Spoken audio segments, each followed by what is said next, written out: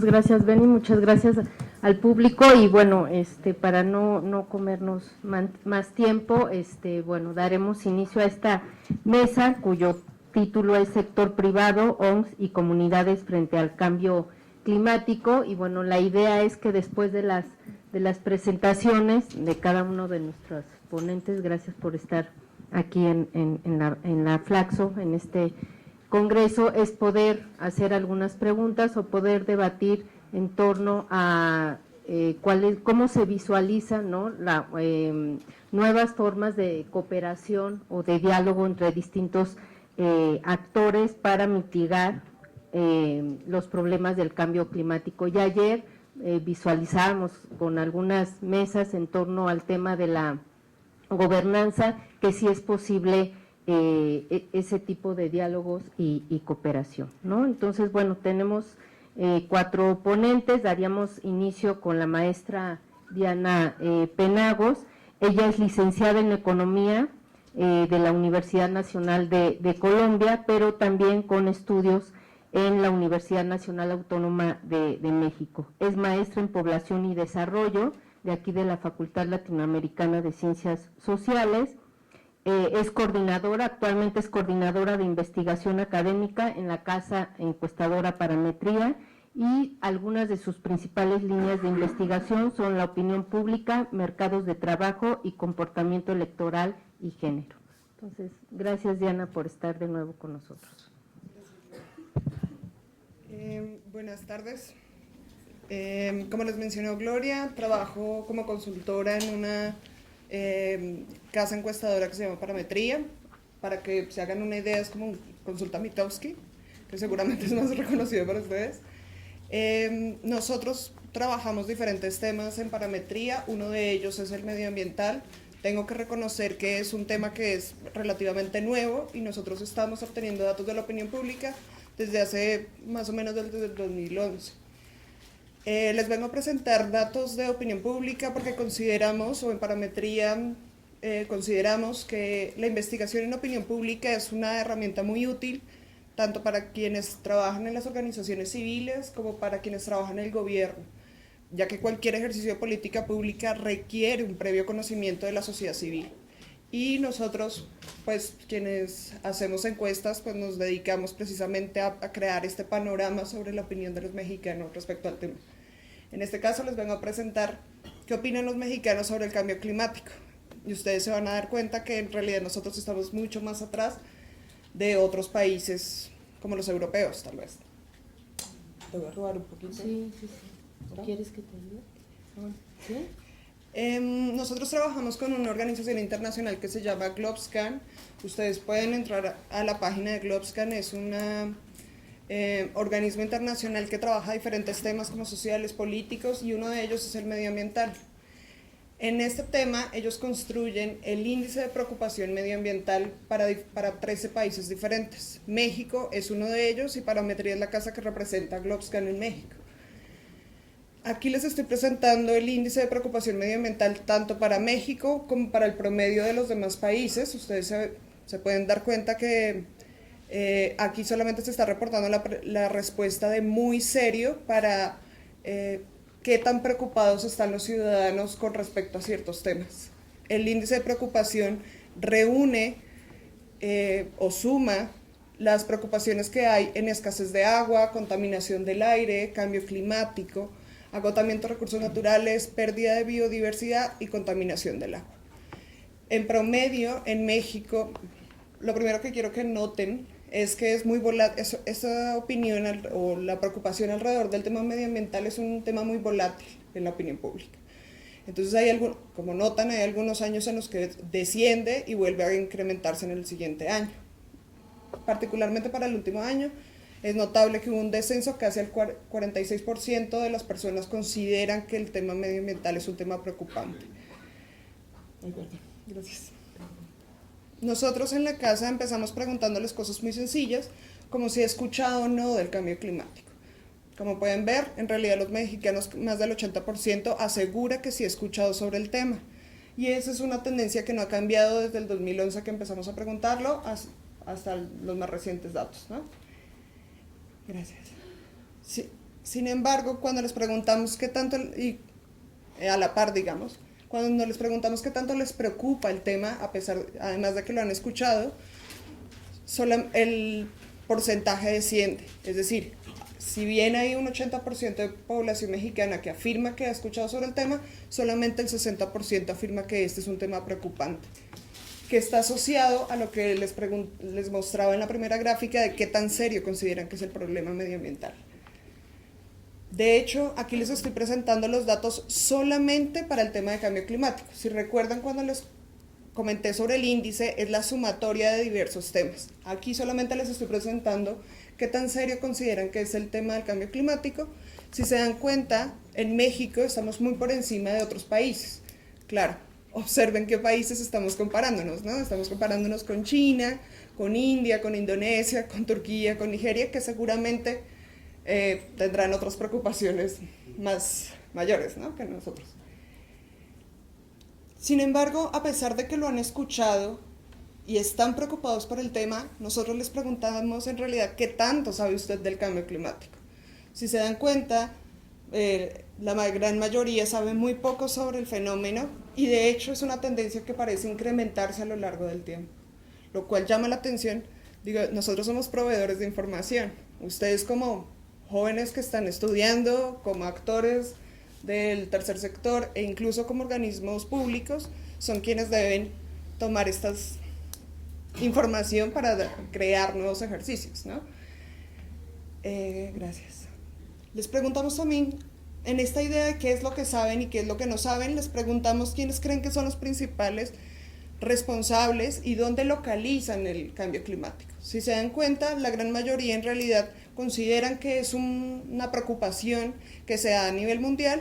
Sin embargo, si comparan las dos gráficas, se van a dar cuenta que del 2011 al 2014 se duplicó la cantidad de gente que considera que es un fenómeno solamente de ciertos países.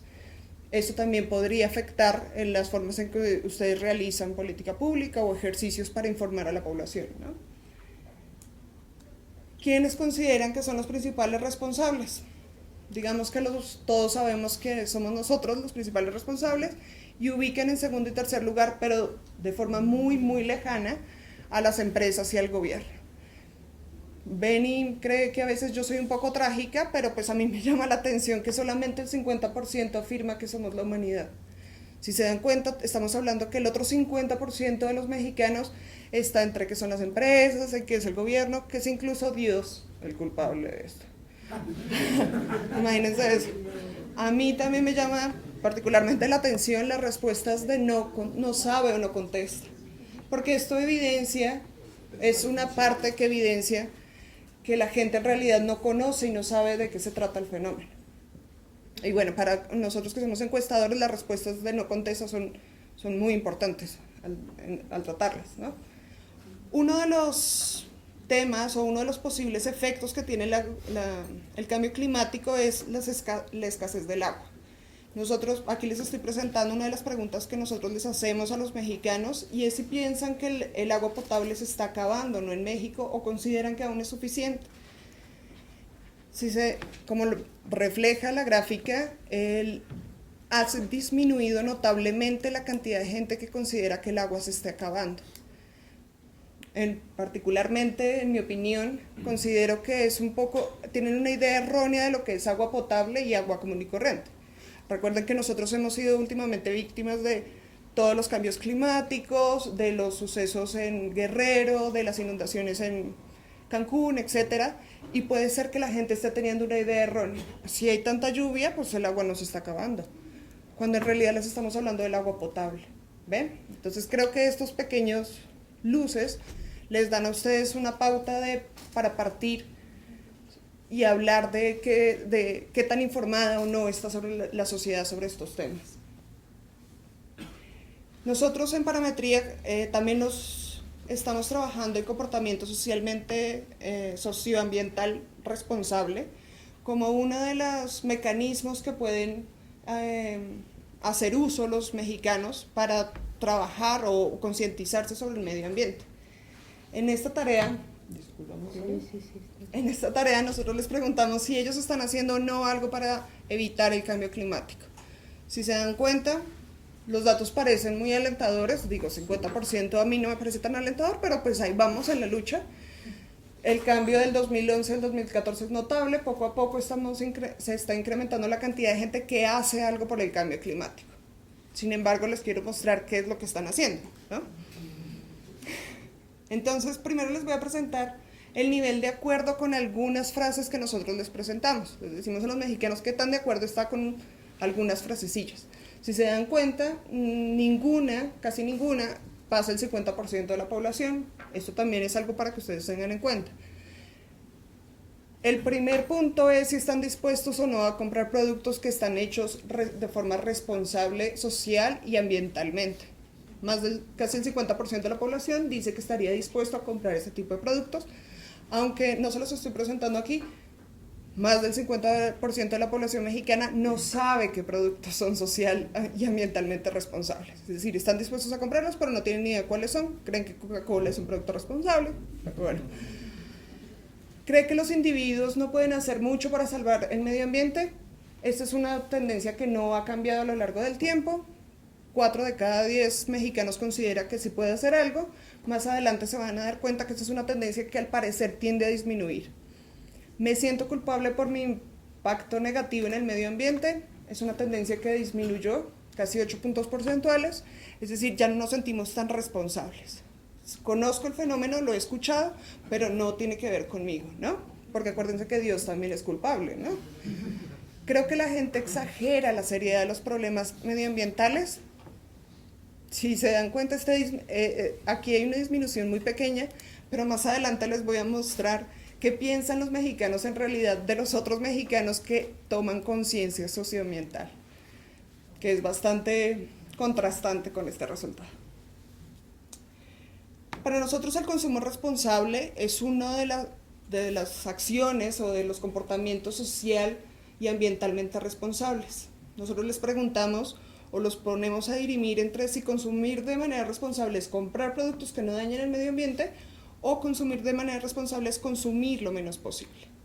La línea roja que ven es de enero del 2013, la línea verde es del marzo de 2014. Como se han dado cuenta, la idea de que es ambas, de la conjugación de ambas, se ha incrementado en casi el doble, en casi el 100%, pero asimismo se ha incrementado la idea de que la manera que consumir de manera responsable es consumir menos. Es decir, si bien la gente está de acuerdo con que hay que consumir productos que sean responsables con el medio ambiente, también creen que consumir responsablemente es consumir menos. De hecho, aquí les estoy presentando lo primero que les mostré en la gráfica anterior del nivel de acuerdo con productos socioambientalmente responsables, y les preguntamos si dejaría de consumir un producto que causara daños irreversibles al medio ambiente.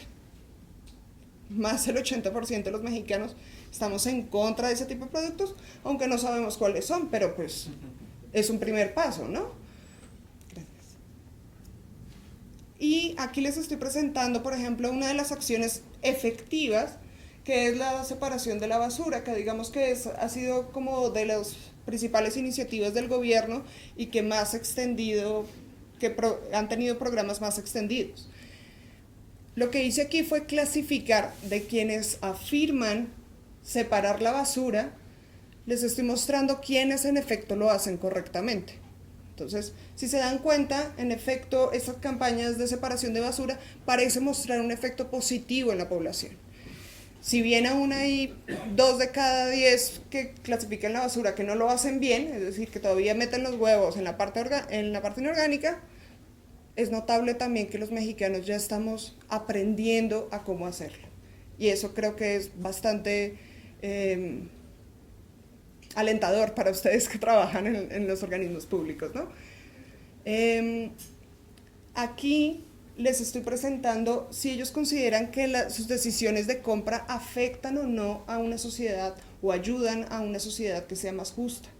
Si se dan cuenta, las respuestas de sí han disminuido notablemente, que es un poco lo que les presentaba en la primera diapositiva, que en realidad ahora los mexicanos no creemos que nuestra capacidad de compra incide en la forma en cómo está representada nuestra sociedad.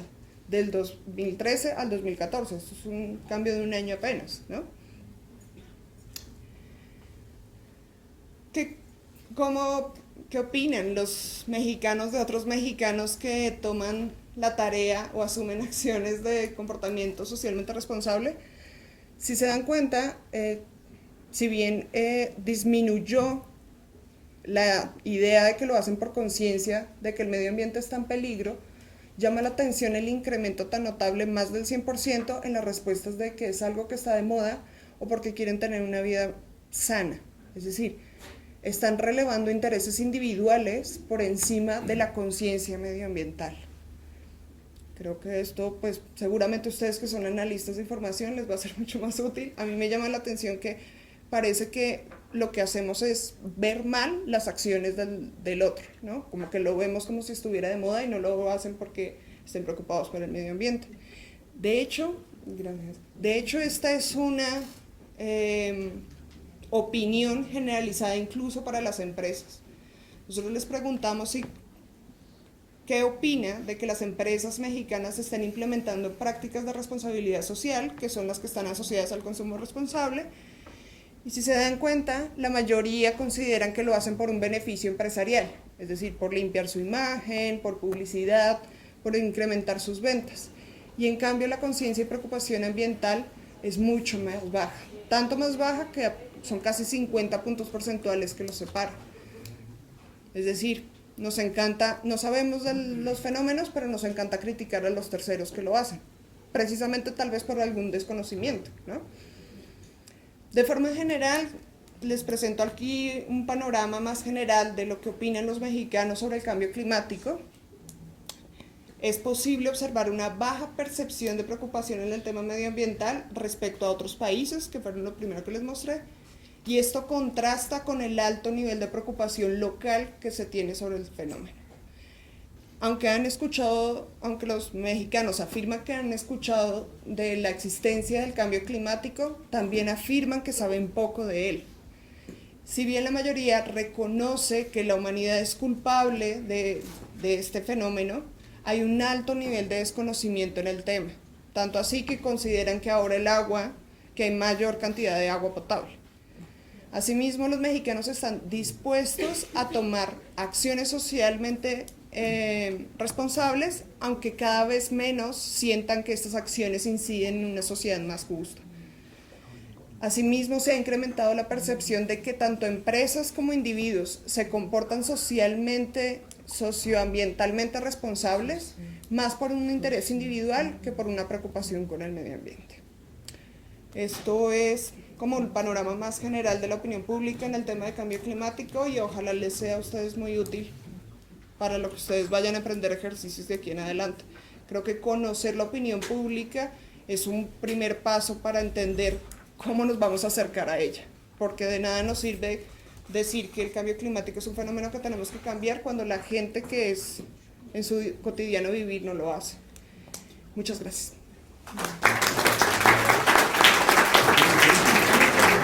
Muchas gracias, Diana, por estos datos tan interesantes y bueno, también por el tiempo, ¿no? A continuación tenemos a la presentación de la doctora Vanessa Pérez Herrera. Ella hará una presentación sobre la participación de las ONGs en proyectos de energía renovables. Ella es licenciada en Economía por la Universidad Iberoamericana, también es maestra en Políticas Públicas y Desarrollo, y también doctora en Economía y Política Ambiental por la Universidad de York en el Reino Unido. Actualmente es directora del Programa de Clima y Energía del Fondo Mundial para la Naturaleza. Anteriormente trabajó en el análisis y diseño de instrumentos y políticas públicas en la entonces Secretaría de Medio Ambiente, Recursos Naturales y Pesca, donde apoyó el desarrollo de criterios de coeficiencia en la pequeña y mediana empresas y en la construcción de un modelo de equilibrio general de cambio climático para evaluar el impacto macroeconómico de políticas de mitigación. Muchas gracias, doctora Pérez Herrera, y adelante. Bueno, también se incorpora a esta mesa otro de nuestros participantes en esta mesa, que es, bueno, otro de los actores muy importantes, que es la parte privada, la parte de los empresarios. Él es el ingeniero José Ramón Ardavini Duarte. Bienvenido, muchas gracias. Bueno, adelante.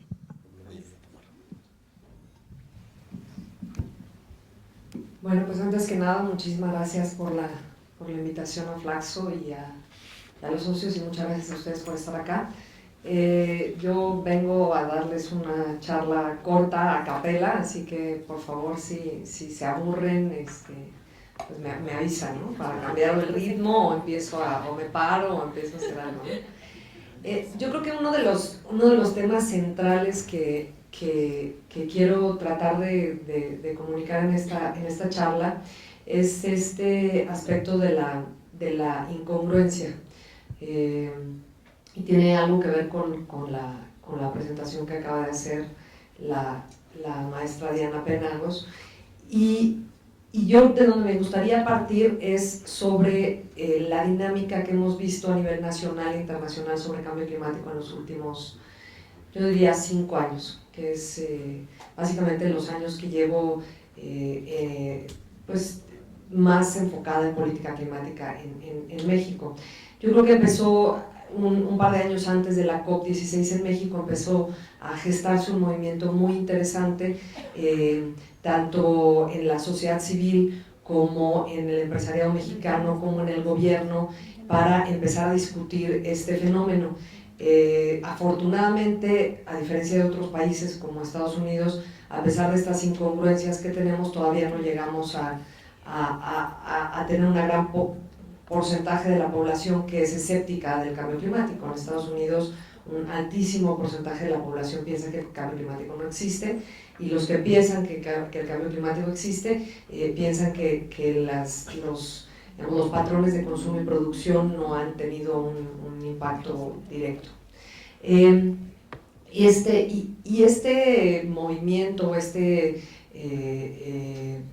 por decirlo así, este grupo de personas desde el sector privado, sociedad civil, gobiernos, afortunadamente hemos ido caminando a lo largo de los años, entendiendo más cosas, haciendo más análisis, etcétera, etcétera.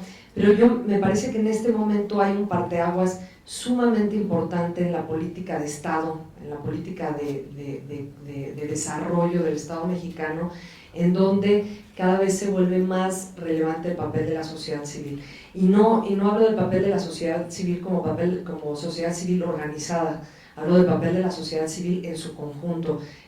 Ahí también incluiría las asociaciones del sector privado, etcétera, etcétera, en donde tenemos que pronunciarnos muy, muy claramente sobre el modelo de desarrollo que queremos ver en los próximos años. ¿Y por qué esto se vincula con el tema de cambio climático y por qué lo veo tan vinculado con el tema de cambio climático? Yo creo que la propia sociedad civil contribuimos a crear una burbuja, una expectativa de un desempeño de México extraordinario en el tema de cambio climático. ¿Por qué? Porque pues ciertamente era de los primeros países que estaban haciendo cosas. Segundo, porque fue el único de los países en vías de desarrollo que en Copenhague se pronunció con una meta que estaba directamente alineada con ciencia. Entonces, es decir, nosotros no vamos a esperar a que los países desarrollados se comprometan a hacer lo que ellos tienen que hacer, si nosotros vamos a hacer lo que tengamos que hacer, ¿no? Entonces, a pesar de que contribuyamos con 1.5% de las emisiones globales, hay que ser congruentes con ese discurso. Entonces hicimos una meta, por supuesto que le pusimos varias salvaguardas a la meta, diciendo que pues, dependía del acceso a financiamiento internacional, tecnología, etcétera, etcétera. Que eso pues puede significar muchas cosas.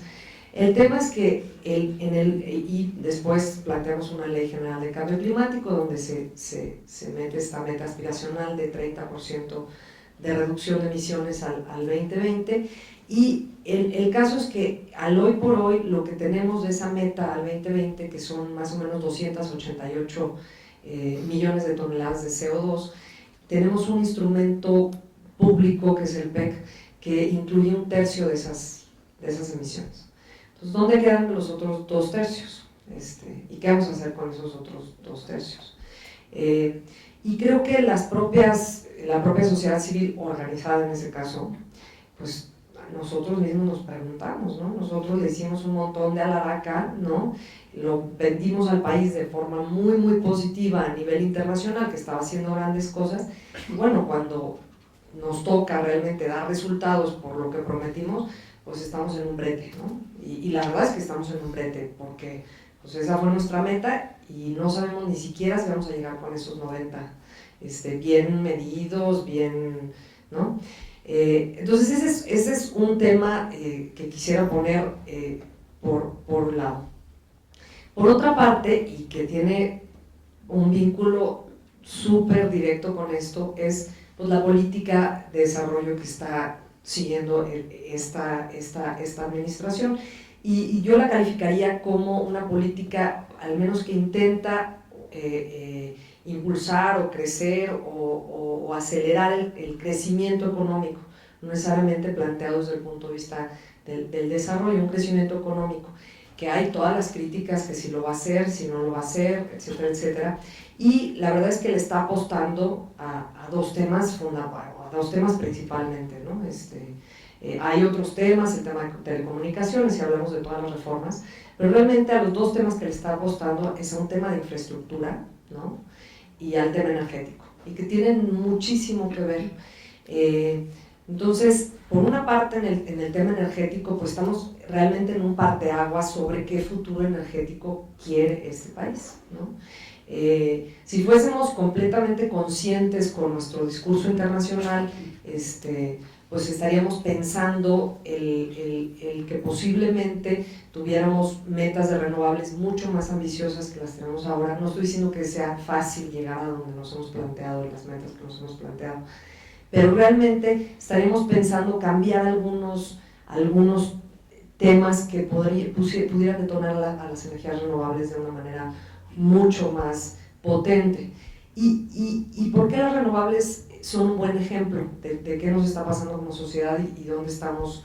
Las renovables son un buen ejemplo en donde se puede conjuntar el interés del bienestar social de una manera muy interesante. La verdad es que en los últimos 2 años hemos trabajado de forma muy exitosa y muy positiva con el sector privado en temas de energías renovables, ¿no? Hay mucho interés de hacer cosas, hacerlas bien, hacerlas mejor, impulsar con el gobierno, etc.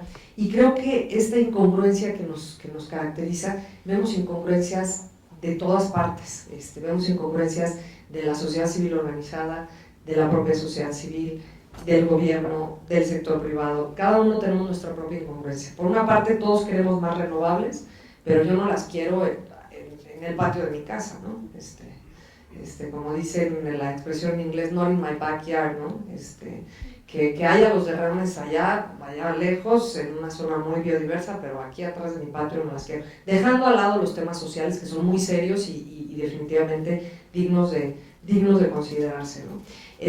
Segundo, todo el mundo pensamos que los subsidios a los combustibles fósiles son inadecuados en este país, pero nadie está dispuesto a pagar más por la gasolina, o nadie está dispuesto a caminar 6 cuadras más para llegar en Metrobús a su trabajo, independientemente de que nos falten más líneas de metro, que el Metrobús viene lleno la mayor parte del tiempo.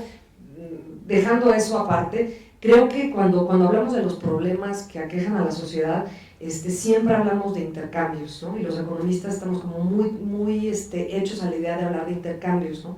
De medir, a ver, si esto va a llevar a un beneficio social, pues hay intercambios, ¿quién los paga y quién los toma? Y yo creo que en esta incongruencia estamos poco dispuestos como sociedad de pagar los intercambios, ¿no? que esto requiere. Y yo creo que esa parte de la congruencia y de ser capaces de pagar el intercambio que a mí me toca por una sociedad mucho mejor, mucho más justa en el futuro, es muy importante. Y en este tema del parteaguas energético, la verdad es que yo me he quedado con muchas ganas de un pronunciamiento mucho más expreso de la propia sociedad civil sobre nuestro futuro energético, ¿no? O sea, ¿qué es lo que plantea la reforma energética? Pues más de todo, más hidrocarburos, más gas, más renovables, pero más de todo. Eso sí, no estamos dispuestos a dejar riqueza abajo del suelo, pero nadie se plantea decir, bueno, claro, yo no planteo que antes del 2030 tengamos el 50% de la matriz energética de renovables. Hay temas técnicos que hay que considerar, etcétera, etcétera. Pero estos intercambios que podemos hacer, y hablo de las renovables como un muy buen ejemplo, porque si uno ve la curva de costos de abatimiento del país, la mayoría de las renovables están justo en el límite de ser ya costo competitivas. Es decir, que podrían jalar solitas, están en el límite. ¿Y por qué no están del lado costo competitivo? Porque tenemos unos subsidios tremendos a los combustibles fósiles, porque las energías renovables para poder digamos, desahogarse necesitan una infraestructura de transmisión pública, lo que no requiere, por ejemplo, el gas, que el gas, tú pones tu gasoducto y es tuyo y tú lo pones y el sector privado lo pone. Entonces, hay ciertos temas de las renovables que implican realmente un posicionamiento de la opinión pública y de la sociedad civil sobre qué futuro energético vamos a tener. De momento, pues tenemos una matriz o la electricidad con un 20% de energía limpia, por decirlo así, y al 2018 hay una meta de tener 25% de la electricidad proveniente de renovables, que no es poco. Si nos vamos del 2012 al 2018, teníamos 15 en el 2012, y en el 2018 tenemos 25, entonces va a ser un reto el que lleguemos a eso, pero tendremos que estar viendo esto con una visión de mucho más largo plazo, particularmente porque hay un tema de inversión pública muy importante ahora en este parteaguas, que tiene que ver con qué futuro energético queremos. Si realmente hacemos toda nuestra infraestructura de transmisión para gasificarnos y gasificar este país, por supuesto que necesitamos gas natural de aquí a que en estos años, pero si no tenemos una visión a largo plazo de qué matriz energética queremos, realmente nos vamos a quedar atrás de muchos otros países que están apostándole a las renovables de una forma mucho más decidida. Entonces, pues eso es el mensaje que quería dejar, y encantada de contestar preguntas.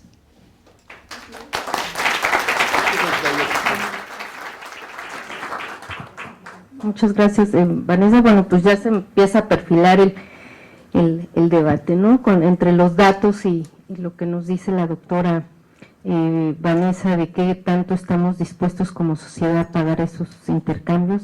Pues no sé, los datos de Diana igual dan luces sobre eso. Bueno, nuestro siguiente participante es el maestro Juan Carlos Carrillo Fuentes. Él participa con el tema de comunidades y ONGs en la participación de MDL. Él tiene una licenciatura en Derecho por la Universidad Nacional Autónoma de México, tiene un máster también en Derecho y Política Ambiental, impartido por la Universidad de Alicante en coordinación con la Universidad Autónoma Metropolitana y el Instituto Mexicano de Investigaciones en Derecho Ambiental. En su trayectoria profesional destaca su trabajo en la Secretaría de Medio Ambiente, Recursos Naturales y Pesca, en donde algunos de sus principales temas fueron los instrumentos económicos, reforma fiscal ambiental, sistema de fondos ambientales, programa de desarrollo institucional ambiental. Desde enero del 2001 labora en el Centro Mexicano de Derecho Ambiental, CEMDA, organismo no gubernamental, independiente, sin afiliación política, que busca contribuir con los esfuerzos nacionales para mejora en el área de aplicación y cumplimiento de derecho ambiental. Muchas gracias. Adelante. Hola, buenas tardes, me parece que sí, ya buenas tardes.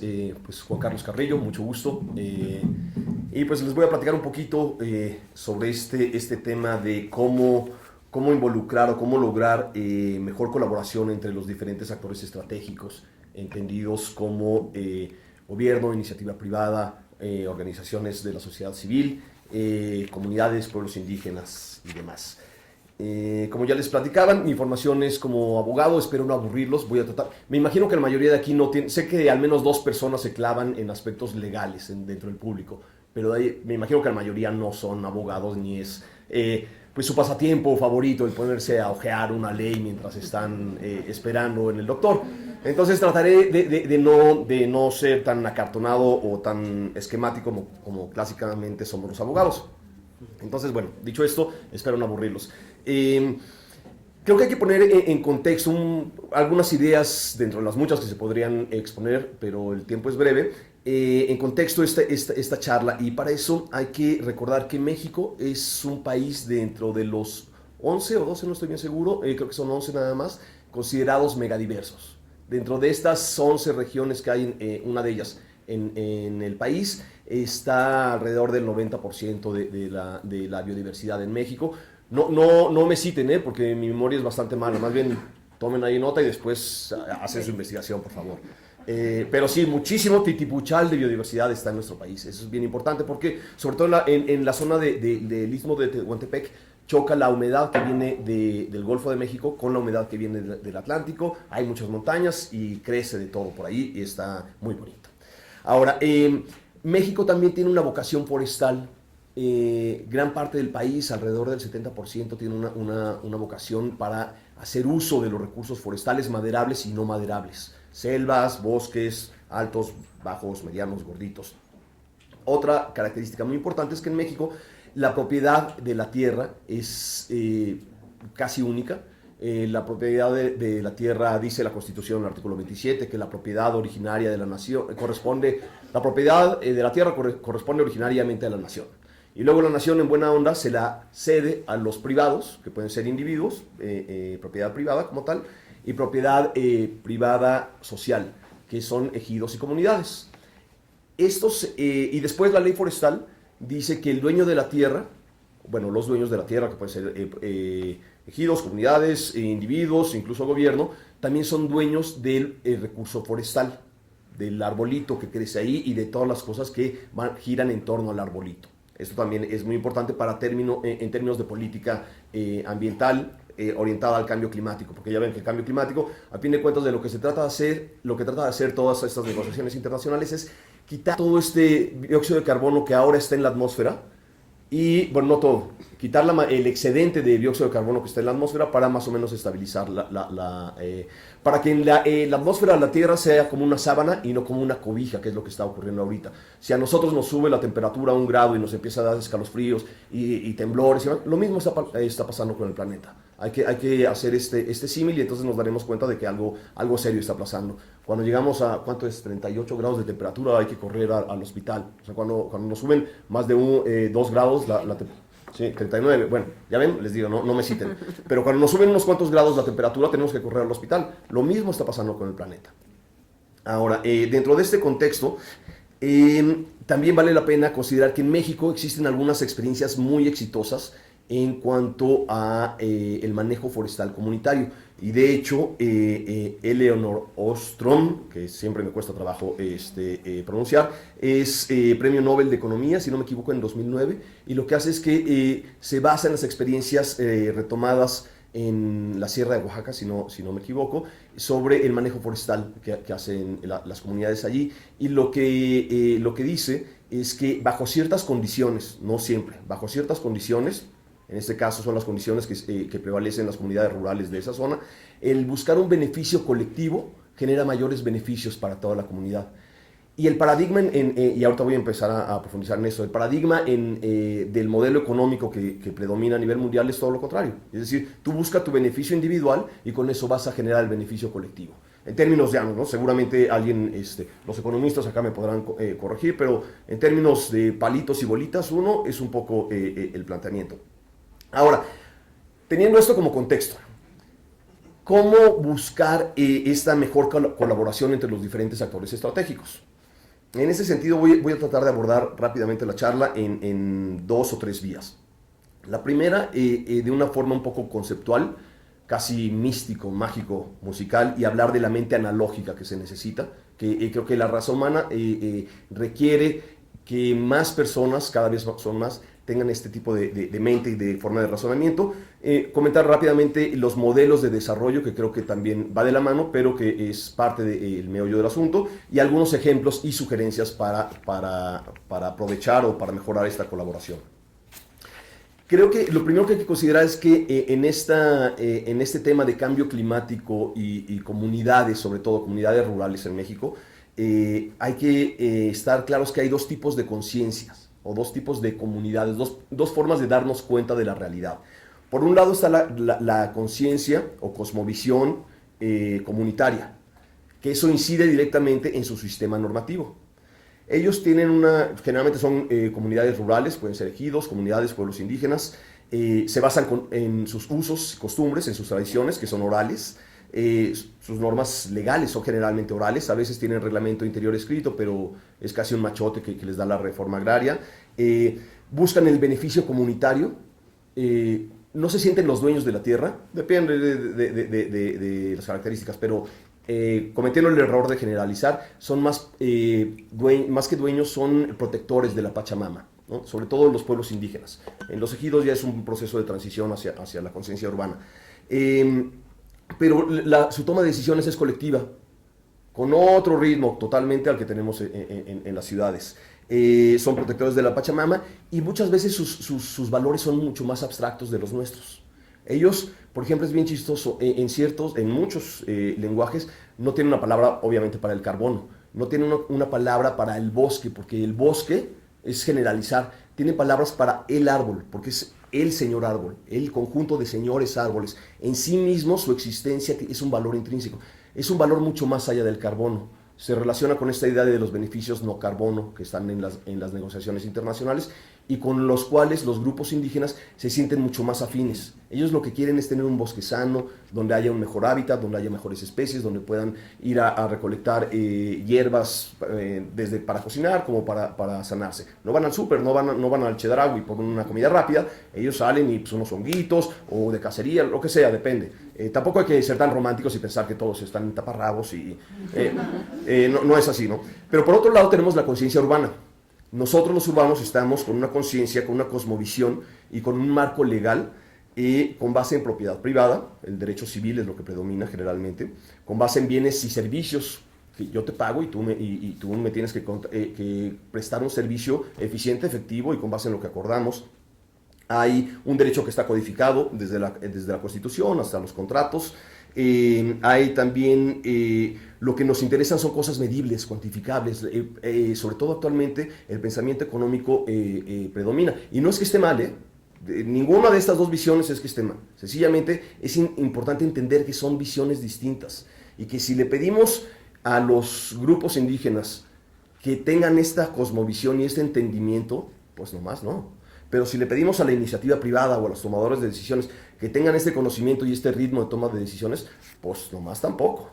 Tenemos que conseguir estos puentes que nos permitan movernos dentro de estas dos formas de entender el mundo. Y aquí es donde viene el tema de la mente analógica. Una mente analítica generalmente es sí o no, blanco o negro, ¿no? ¿Le voy a las Chivas o a la América? ¿No? Nada de que soy medio chiva pero me cae bien el América, no. Es blanco o negro, estás con Estados Unidos o en su contra, ese tipo de cuestiones. Una mente analógica, que yo creo que es hacia donde está tendiendo la evolución de la conciencia del ser humano, empieza a decir sí, pero no. O sí es cierto, híjole, estoy apenas en la introducción, sí es cierto, pero al mismo tiempo hay otros casos entonces, tender esta mente que pueda ver estas dos formas de entender el mundo y tender puentes hacia estas dos formas es crucial. Voy a acelerar un poquito. Para esto, tender puentes entre estos intereses y entre estas dos metas es importante. Y hay que pensar, creo que el concepto de desarrollo que viene de crecimiento económico y luego desarrollo con una visión un poquito más amplia, se está quedando corto y cada vez más transitamos esta idea del concepto del buen vivir, que viene de países sudamericanos con una importante población indígena que están diciendo, bueno, ¿para qué me importa tener chorrocientos millones de dólares? Si yo lo que quiero es tener una buena calidad de vida, poder comer, a lo mejor no necesito tantos dólares, porque entonces me voy a convertir voy a tener una lobo y voy a ser un narcotraficante, pero a lo mejor tengo que tener un huerto urbano o un huerto en mi traspatio que me permita tener una mejor calidad de vida. Me voy más rápido. Los derechos colectivos son otro, esos que vienen de los derechos humanos de la tercera generación, son unos ejemplos de puentes que se pueden hacer. El consentimiento libre, previo, informado es crucial. Y no hay que verlo como una obligación, sin duda es una obligación, pero es una inversión que nos puede ahorrar tiempo, dinero, esfuerzo y problemas mucho mayores. Si llego como inversionista con la mejor disposición del mundo, o no, y les digo, bueno, les impongo o les doro la píldora y vendo espejitos y vendo un proyecto que a fin de cuentas no es aceptado por ustedes, comunidad, al par de años van a salir con los machetes, como lo que pasaba con el fallido intento de aeropuerto. Y entonces todo lo que yo invertí se va a venir abajo. Es mejor una inversión previa y sí es más lento y sí es más costoso y sí es más tedioso, pero nos garantiza que haya un involucramiento y una aceptación por parte de la sociedad. Hay cada vez más indicadores de, por ejemplo, las salvaguardas dentro del tema red, reducción de emisiones por deforestación y degradación forestal, donde se empiezan a reconocer este tipo de derechos que están desperdigados por todos lados, lineamientos, criterios y derechos que están por ahí regados. Lo que hicieron estas salvaguardas red es codificarlo en 7 salvaguardas, que son bien interesantes, que haya congruencia en todas las políticas forestales y, bueno, no me voy a clavar en eso más bien porque solo tengo 3 minutos. Es bien importante, bueno, entender esto. Son inversiones para ahorrar mayores gastos a futuro. Es crucial. Hay que traducir y desmitificar los derechos. La gente en México, al menos, y estoy seguro que en casi todas partes del mundo, le tenemos miedo a las matemáticas y al derecho. Y por eso se escogen las diferentes áreas en la prepa. ¿Cuál no tiene matemáticas? Me voy para allá. Así me pasó a mí. Hay que traducir y explicar con peras y manzanas. Esto es un derecho, esto es una obligación y tú puedes ejercerlo y no quedarnos en estos lenguajes ribombantes que nos encantan a los abogados, que no nos van a entender. Hay que hacer caricaturas que nos entiendan, que puedan entender estos mensajes. Hay videos, hay programas de televisión, hemos tenido algunas experiencias dentro del SEMDA, en donde, pues, ¿cómo vendemos el mensaje? Bueno, pues agárrate una historia policíaca con una chava guapísima para que cache la atención de los alumnos, para que sea transmitida en EduSat, y entonces metes a Jesús Ochoa como un investigador privado para que le dé ahí un toque chistosón y demás, y resulta que este investigador privado que sigue un caso de infidelidad, al rato se hace amigo de unos ambientalistas que están siguiendo el mismo caso, pero por tráfico de especies. Y en esta telenovela rápida que se hace, les enseñas a los alumnos a cómo presentar una denuncia popular. Hay que pensar fuera de la caja y ver de qué manera, quién es nuestro público objetivo, cómo los vamos involucrando. Eso no va a funcionar con una comunidad. Con una comunidad tienes que hacerle algo más ad hoc y más hacia los arbolitos. Estoy ya en las sugerencias, esto, desmitificar, hay que romper esquemas. Por ejemplo, hay veces que en este tema de las salvaguardas, una de las salvaguardas en el mecanismo red dice, hay que garantizar las acciones del manejo forestal y de reducción de emisiones por deforestación y degradación del suelo, forestal. Hay que hacer compatible esto con la conservación de la biodiversidad. Ok, vamos a un caso específico en la península de Yucatán, en donde usos y costumbres de los pueblos indígenas es el aprovechamiento y el consumo del pecarí, una especie en peligro de extinción, un como cochinito con collarcito, que dicen que es delicioso. ¿Y cómo le haces para balancear, para guardar una armonía entre esos dos derechos? ¿A quién le das prioridad? Es un lío, hay que pensar fuera de la caja, ¿ok? ¿Por qué no pones una unidad de manejo ambiental, un criadero manejado sustentablemente por este grupo indígena, de forma que fomentas el desarrollo y la conservación de esta especie en peligro de extinción y al mismo tiempo permites que haya un aprovechamiento sustentable? Es, una idea de bote pronto. Hay que sencillamente pensar fuera de la caja y ver si eso funciona. A lo mejor no, pero a lo mejor sí, y eso nos puede dar, aprovechamiento de carbón. Generalmente se tala la selva porque el horno de carbón está ahí, entonces tala la selva para llevar la madera que está cerquita y hacer carbón. Eso deforesta. Pero ¿qué tal si hacemos un horno de carbón que sea movible y entonces en zonas de huracán, cuando hay madera de huracán tirada, llevas el horno y entonces ayudas a remover toda la madera haciendo carbón? Puede ser una opción. Así hay varias cosas. Es importante regular y hacer operativos derechos colectivos, como el consentimiento libre, previo, informado. Los derechos de los indígenas no son operativos, porque hay una serie de trampitas que hicieron de los acuerdos de San Andrés cuando los tradujeron al artículo 2 de la Constitución. Hay que reformar ciertos conceptos, definiciones. Hay que reconocer en ley las externalidades de las cuales nos hablaba Vanessa, y también hay que actualizar leyes como la ley agraria. La ley agraria solo otorga derechos a los ejidatarios, al pater familia, al dueño, al papá de la familia. Muchos ya se murieron, muchos están de mojados. ¿Y qué pasa con las viudas? ¿Qué pasa con los hijos? ¿Qué pasa con los avecindados? Tienen derechos y tienen obligaciones. Hay que regular ese tipo de cuestiones. Voy a parar aquí porque si no me clavo. Muchas gracias.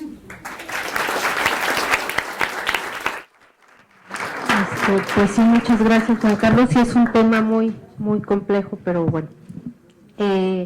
A continuación, tenemos la participación de la ingeniera Leticia Espinosa Marván con el tema el papel de las ONGs en la implementación de mercados voluntarios de carbono. Ella es ingeniera química por la Universidad Iberoamericana y pasante en maestría en Ingeniería en Producción Más Limpia por el Instituto Politécnico Nacional. Ha trabajado en investigación en química verde y amigable con el ambiente, tanto en la Universidad Iberoamericana como con la Universidad Carnegie Mellon en Pittsburgh, Pensilvania. Actualmente, desde hace 5 años, trabaja como directora del programa neutralizante de Pronatura México, AC, asociación que se dedica a la conservación de espacios naturales de gran valor aquí en el país, donde a través de la captura forestal de carbono verificada y certificada buscan generar conciencia de las emisiones de personas, eventos y empresas. Adelante, muchas gracias. Muchas gracias. Primero agradezco la invitación a este foro y más que hablarles del gran papel de las ONGs en cuanto al desarrollo de los mercados voluntarios, del mercado voluntario de carbono, les voy a hablar más bien de nuestra experiencia como Pronatura para tratar de desarrollar este mercado. Como decía ya Juan Carlos, tenemos la necesidad de tender estos puentes y tratamos nosotros de jugar a hacer ese puente entre las cuestiones comunitarias y las cuestiones urbanas. Cómo funciona o cómo tratamos de desarrollar el mercado voluntario dentro de Pronatura es en 2008 se inició con el programa Neutralízate, que lo que busca es que tanto empresas, eventos o individuos hagan conciencia de este fenómeno del cambio climático a través de medir, reducir y mitigar. Y entonces ahí, en esa parte de la mitigación es cuando entramos en generar este puente, porque la mitigación la buscamos mediante bonos de carbono forestales. Tenemos el reto, si ya de por sí nos decía la maestra Diana que no tenemos como mexicanos, o sea, sabemos que existe el cambio climático, pero no sabemos qué podemos hacer. Nosotros además nos estamos echando el reto de explicar qué son los bonos de carbono y cómo funcionan en el ámbito forestal. Entonces, trabajamos con comunicarlo a nivel comunitario, trabajamos con comunidades, principalmente en Oaxaca. Tenemos un proyecto grande con otra organización local que se llama Integradora de Comunidades Indígenas y Campesinas del Estado de Oaxaca, que ellos coordinan a 12 comunidades y son esta voz que sabe hablarles a las comunidades, que sabe cómo funcionan los términos comunitarios, que son los dueños de estas tierras que tienen bosques y que tienen la capacidad de capturar carbono. Pero al mismo tiempo tienes que llegar con la iniciativa privada, que va a ser tu comprador, quien va a ser tu demanda de estos bonos de carbono, y explicarles qué es un bono de carbono, cómo funciona a nivel del bosque, y además que estás comprando un servicio ambiental que es totalmente intangible, porque no es como que yo llego, compro esta botella y me estoy llevando mi botella, sino tienes que explicarles que es algo que se queda en el bosque, pero que tú tienes un papelito que dice que sí lo tienes. Entonces, estamos en este reto y para avanzar en este desarrollo, trabajamos en el desarrollo, participamos en el desarrollo de legislaciones y protocolos para poder hacer cada vez más regulado y tangible y más acorde a las reglas de mercado del mundo urbano, qué es este bono de carbono y cómo está siendo capturado por las comunidades. Entonces estamos en el desarrollo de la NMX para el registro de proyectos forestales y certificación de incrementos de absorbios de carbono, que actualmente se encuentra en consulta pública. Va a estar en consulta pública hasta mediados de noviembre, por si quieren echarle un ojo y poner ahí sus comentarios. También trabajamos con cuestiones internacionales, por ejemplo, en el desarrollo de protocolos aplicables a México para el Climate Action Reserve. Actualmente estamos corriendo un piloto también en una comunidad oaxaqueña que se llama San Juan La Chao, para que estos bonos sean comercializables en el mercado de California. Actualmente en México se habla del mercado voluntario, pero no, pues básicamente lo trabajamos unos pocos. Entonces sí tenemos a empresas que compran, sí tenemos comunidades que capturan y hacen desarrollo, aprovechamiento sustentable para poder mejorar la captura del carbono en sus comunidades, pero sigue siendo transacciones pequeñas, sobre todo comparándonos, por ejemplo, con Brasil, que sí tiene ya un mercado voluntario mucho más desarrollado.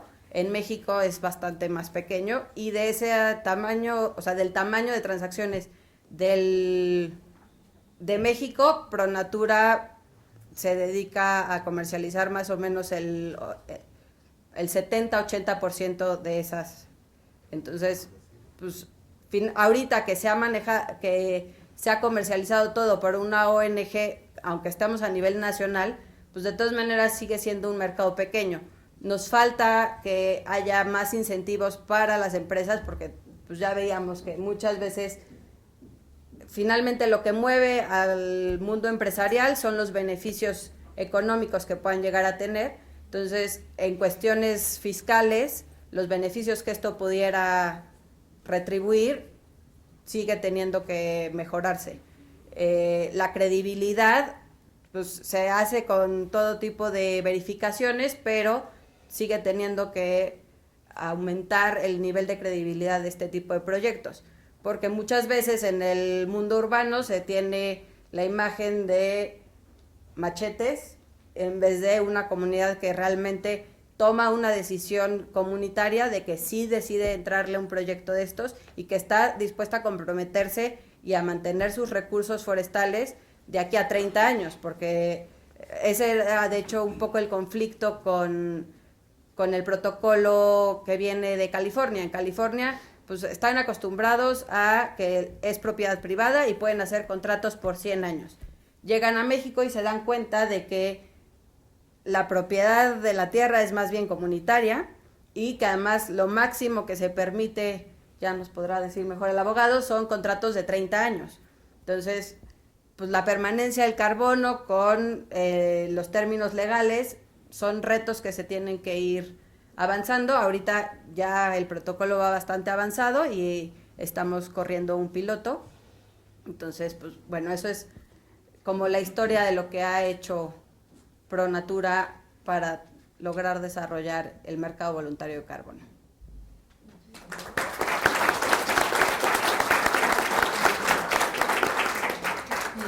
Muchas gracias. Bueno, pasaríamos con nuestra última participación de esta mesa. Nos acompaña el ingeniero José Ramón Ardavín Ituarte, del Consejo Coordinador Empresarial. El tema de su participación es la postura empresarial ante el tema de cambio climático. Él es ingeniero químico por la Universidad Nacional Autónoma de México, tiene una maestría en ciencias con su tema de titulación, me imagino, es conservación de energía y el medio ambiente en Cranfield, Inglaterra. Actualmente es director ejecutivo de la Comisión de Estudios del Sector Privado por el Desarrollo Sustentable, y anteriormente ha ocupado otros cargos. Ha estado como subdirector de agua potable y saneamiento en Conagua, ha sido subsecretario de Fomento y Normatividad en Semarnat y también como asesor en la Dirección Ambiental de CEMEX. Adelante, muchas gracias por estar con nosotros. Pues muy buenas tardes, muchas gracias a Flaxo por la invitación, una disculpa porque llegué un poco tarde, pero bueno, pues ya estamos aquí. Me agrada mucho que en el panel esté también Vanessa, porque precisamente a finales del año pasado hicimos un estudio conjunto, WWF y el Céspedes, respecto al tema de cambio climático y oportunidades de inversión para el sector privado respecto al tema, que ahorita comentaré un poquito algunas de las conclusiones de ese estudio, que para nosotros ha sido una excelente oportunidad de colaborar con una organización muy seria y por otro lado de poder hacer un planteamiento conjunto de inversión y de posibilidades de, digamos, de inversiones atractivas para el sector privado que reducen emisiones de carbono. Quisiera resaltar tres cosas en esta plática. No traigo una presentación, pero ahorita me iré con unas láminas que traigo aquí en mi iPad. En primer lugar, el tema del mercado del carbono, que ahorita acaba de comentar Leticia, y que me parece muy importante, y que está muy relacionado con los incentivos. O sea, finalmente no puede haber un mercado si no hay una necesidad, o sea, una demanda. Nosotros como sector privado hemos visto los mercados de carbono de otras partes del mundo, nos parece que son muy interesantes.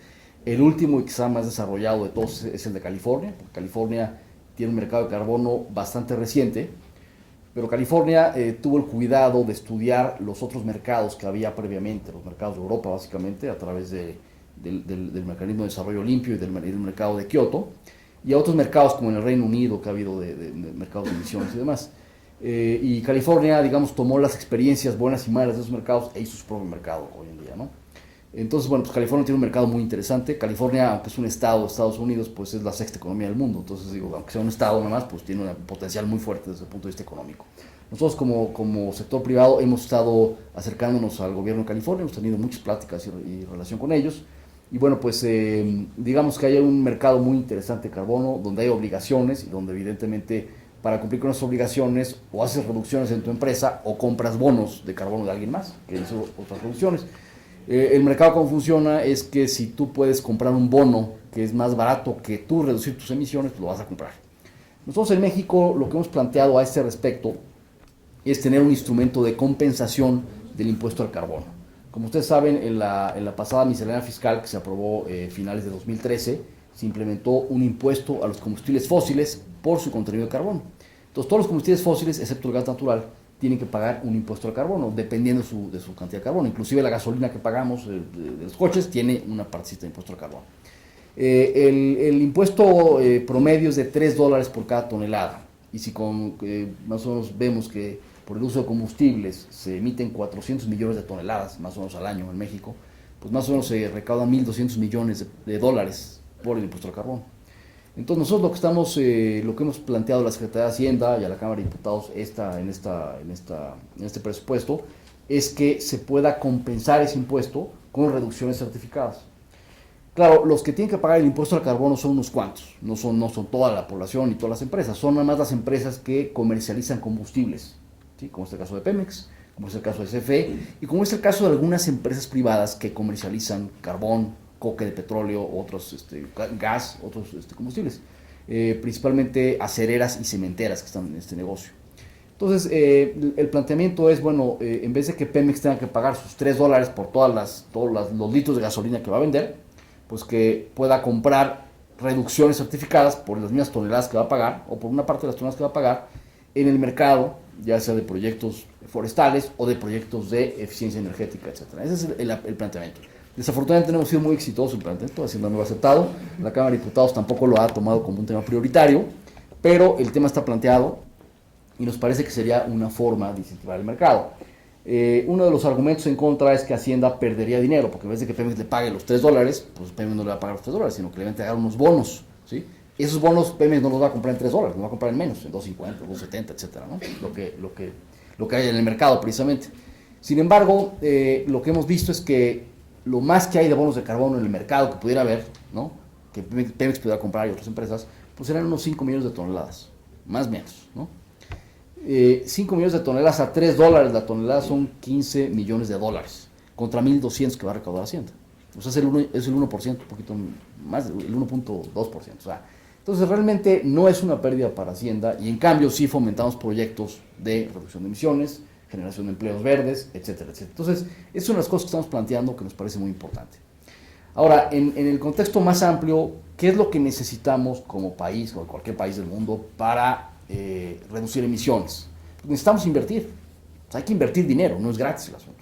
Claro, algunas inversiones son rentables, o sea, es negocio hacer las inversiones. De hecho, de las 280 millones de toneladas que México en teoría debería de reducir al 2020 por año, es una cantidad muy importante porque, digamos, si generaríamos unos 900 millones de toneladas, 280 millones es una cantidad brutal. Es más, yo les diría, no hay ningún país en el mundo, ninguno, que haya planteado una meta tan ambiciosa partiendo de donde estamos ahorita. Sí, hay países que tienen esa misma meta, pero porque llevan 30 años trabajando en el tema. Sí, pero México no lleva 30 años trabajando en el tema. Entonces, es una meta que nosotros vemos sumamente ambiciosa, pero es una meta condicionada, esto también hay que recordarlo. Como está la ley, dice que es una meta condicionada, número uno, a que haya un contexto de financiamiento internacional, que es un tema muy importante. Y número dos, está hablando de que es una meta aspiracional, es una meta, digamos, es una aspiración, ¿no? Sin embargo, bueno, es un buen planteamiento para empezar a pensar cómo lo hacemos para reducir. Y ciertamente a nosotros también nos da miedo que el Programa Especial de Cambio Climático, el PEC, trae como 70 millones de toneladas o 80, una cosa así, lo que mencionó Vanessa, y tampoco sabemos si van a cumplir los 80, ¿no? Entonces, evidentemente llegar a las 280 es mucho más difícil. Aquí hay una buena y mala noticia. La buena noticia es que con la reforma energética ciertamente vamos a bajar algunas toneladas. ¿Por qué? Pues porque hay algunas renovables que se van a incorporar, porque también se va a sustituir combustible por gas natural, y esto obviamente tiene una ventaja. Sin embargo, la mala noticia es que en el sector energético no está la respuesta principal del tema de reducción de emisiones. Si ustedes sustituyeran todo el sistema energético completito de energía eléctrica del país, completo, ¿no? Y lo transformaran en energía renovable, lo que nos ahorraríamos son unas 100 o 120 millones de toneladas. Todo el parque eléctrico completo del país, lo cual, pues digo, no se puede hacer, digo, a lo mejor podemos sustituir el 10%, el 15%, pero no vamos a sustituir todo. Entonces 100 millones es mucho menos de la mitad de los 280. Entonces realmente el problema no está en el sector energético principalmente. Además de que, digamos, las toneladas de carbono por kilowatt hora generadas en México son comparables a las de Europa, a las de Japón, a los de países eficientes, porque tenemos ya hoy en día casi 50% de gas natural y tenemos por lo menos 15% de hidroeléctricas, ¿sí? Que bueno, eso nos da un porcentaje bastante respetable de energía renovable hoy en día, más algunas eólicas que están apenas, o sea, el eólicas hoy en día es el 1% o 1,5%, pero bueno, digamos, si lo comparamos con países como China, como Estados Unidos y con muchos países de Europa, tenemos una matriz energética mucho más sana que la de ellos. Entonces, digamos, lo que podemos avanzar en eso sí es importante, a lo mejor podemos ahí ahorrarnos unos 40 millones de toneladas o 30 millones de toneladas, pero no mucho más en el sector de energía, que además es el sector más proactivo en el tema, más visible y que, bueno, dada la reforma, hay una intención jurídica y de política pública de caminar en ese sentido.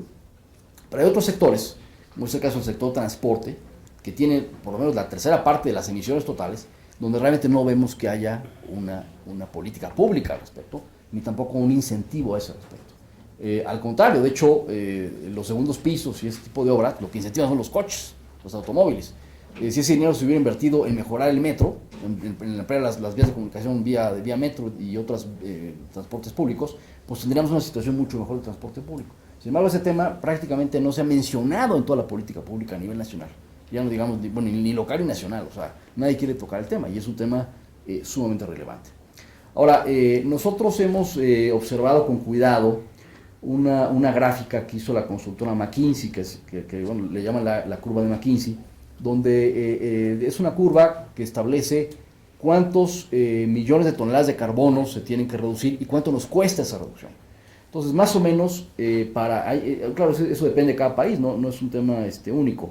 Sin embargo, para el caso de México, se calcula que más o menos unos 180 millones de toneladas de carbono sería rentable reducirlas, o sea, sería un negocio reducirlas.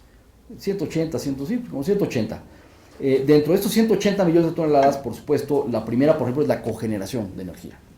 Que bueno, hoy en día ya con la reforma energética, las empresas petroquímicas, las empresas químicas sobre todo, los ingenios azucareros, pueden generar su propia electricidad a través del calor que tienen sobrante de su proceso, ¿sí? Y el excedente de esa electricidad lo pueden vender a quien quiera. Como no se podía vender antes, o la CFE te lo compraba a un precio ridículo, pues nadie se aventaba a hacer los proyectos. Ahora con la reforma sí se van a hacer los proyectos porque ya es un negocio hacerlos. Entonces, eso es un tema que seguramente va a caminar. Claro, también está sujeto a la disponibilidad de gas, porque la cogeneración es mucho más eficiente con gas. Entonces, conforme haya más gas, pues evidentemente será más fácil hacer la cogeneración. Entonces, esa es la medida más rentable de todas. De hecho, se estima que con esa medida se pueden reducir como 15 millones de toneladas de carbono, y se supone que por cada tonelada reducida se pueden obtener hasta $350. O sea, es un negocio, nada más que hay que invertir. O sea, en el negocio hay que invertir primero el dinero y luego se recupera, ¿no? En el caso, por ejemplo, de eficiencia de combustión de vehículos, también hay una posibilidad de reducir unas 25 millones de toneladas, y en teoría nos cuesta, nos ganaríamos dinero de reducir esas toneladas de carbono. ¿Por qué? Porque consumiríamos menos gasolina, ¿no? Entonces, evidentemente, nada más que habría que invertir en una nueva flota vehicular, o sea, habría que invertir en un sistema que incentiva que la gente cambie un vehículo de años anteriores por un vehículo más nuevo. Entonces, eso evidentemente cuesta y se requiere invertir. Entonces, les digo, la curva de McKinsey nos habla de 180 millones de toneladas, donde está la cogeneración, donde está digamos, la mejora en la parte de vehicular, donde está, por ejemplo, la energía geotérmica, ¿sí? Eficiencia de combustión, y todo lo que sea eficiencia energética está ahí. Ahora bien, ¿qué necesitamos? Necesitamos incentivos para la inversión. O sea, nosotros lo que vemos es que si tuviéramos ese incentivo, que no sería tan fuerte, pero que sería una señal importante de mercado, de que en lugar de que pagáramos un impuesto al carbono, pudiéramos compensar el impuesto con toneladas reducidas, eso tendría ya una señal de mercado que evidentemente podría ser muy importante. Nosotros, de hecho, como Céspedes, estamos ya en una alianza con la Bolsa Mexicana de Valores. Dentro de 2 semanas vamos a tener una subasta, que va a ser una subasta, vamos a decir así, una subasta de ensayo, no es una subasta real, pero es una subasta de ensayo, entre los participantes del mercado, los posibles participantes, para ver en cuánto estaría el precio de la tonelada de carbón. Y nos parece que si se modificara la legislación para que fuera claramente compensable el impuesto con emisiones reducidas certificadas, podríamos tener una señal muy importante para proyectos forestales, para proyectos de eficiencia, etcétera, etcétera, ¿no? Y así como esto, hay otros temas más espinosos, como ya lo que es los impuestos en lo general. En la OCDE, en lo general, todas las inversiones en activos fijos se pueden deducir inmediatamente. ¿Sí? Hay una deducibilidad inmediata de inversiones que en México no hay, más que para algunas cosas. Entonces, es un tema que evidentemente le pega al sector privado. En la OCDE, el impuesto promedio a la renta, el ISR es del 26%, en México es del 29%. ¿Sí? Entonces, ¿qué quiere decir? Bueno, pues que las empresas formales en México tienen que pagar más impuestos que en otros países. ¿Sí? Ya hay otros casos más dramáticos, como que productos que se producen en México tienen que pagar un impuesto y otros productos que se producen fuera no, como el vino. El vino mexicano tiene que pagar un impuesto y el vino de otros países no lo tiene que pagar. Entonces, pues así tenemos que competir, ¿no? Entonces, digo, realmente ese tipo de distorsiones económicas son muy graves, porque en lugar de favorecer la producción en México y las utilidades en México y la generación de empleos en México, pues estamos comprando empleos de fuera, importando una bola de cosas. Entonces, evidentemente, a nosotros nos parece que la política climática tiene que ir de la mano con la política de fomento a la inversión y de competitividad, porque de otra manera los empleos se generan en otros lados. Pues bueno, nosotros, por supuesto, el tema del impuesto al carbono lo estamos promoviendo, el tema de la reducción o la ampliación de posibilidades de deducción de impuestos también estamos promoviendo en toda la economía. Y no es un tema nada más de impuestos, también es un tema de certeza jurídica. O sea, el otro tema es lo que se refiere, por un lado, a la infraestructura y por otro lado, al Estado de Derecho. Lamentablemente, y todos lo han escuchado en la televisión, ¿verdad?, por las noticias, pues el Estado de Derecho en México está muy vulnerado últimamente. Entonces, evidentemente, en algunas zonas del país es prácticamente imposible invertir, ¿sí?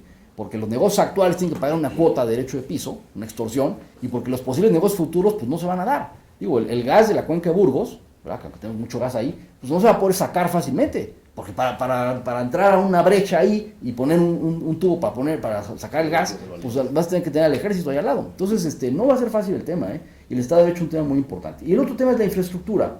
En el caso de las energías renovables, nosotros en el estudio que hicimos con WWF, sacamos una cifra muy interesante de que podríamos reducir hasta 40 millones de toneladas, como 20 directas de procesos de eficiencia y de energía renovable y otras 20 de temas forestales.